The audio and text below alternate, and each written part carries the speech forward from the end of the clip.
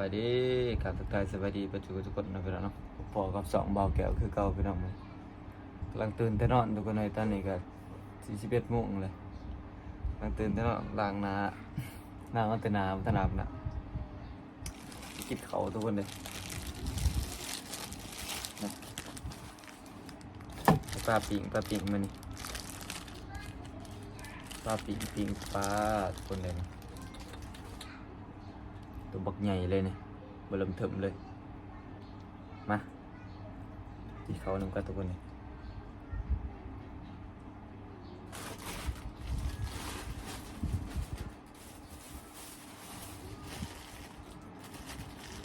ใส่กับข้าวเหนียวแซ่บๆคือเก่าทุกคนมาใส่แล้วด้วยเนี่ย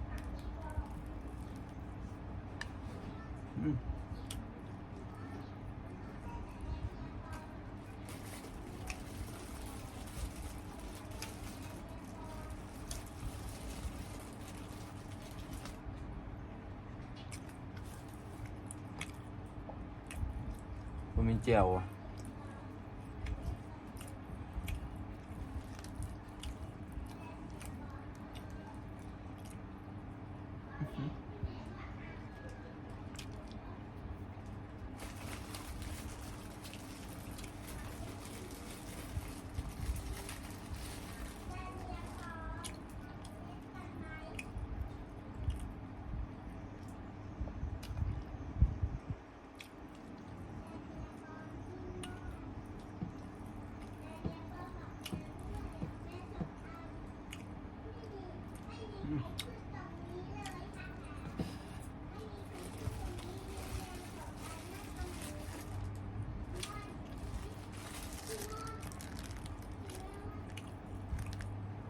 แล้วก็ปลาปิ่ง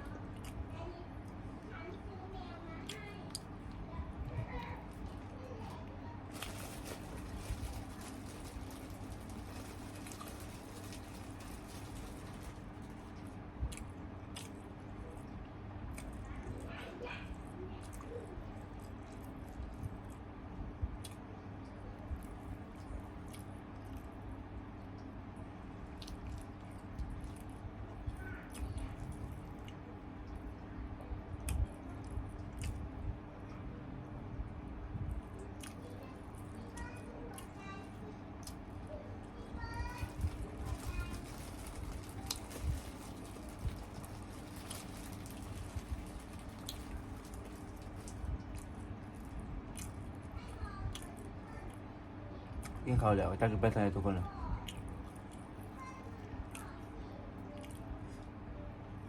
งานกับเลยเห็ด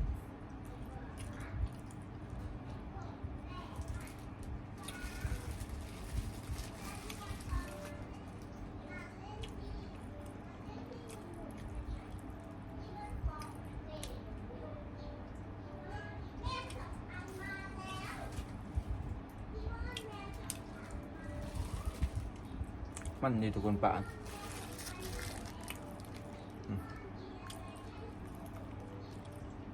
ป่านเราเกี่ยวกันปลาของทุกคนเนาะแต่อยู่ไทยเขาเอินปลายังไม่จังปลาทับทิมอ่ะนั่นประมาณปลาทับทิมก็ประมาณเนาะ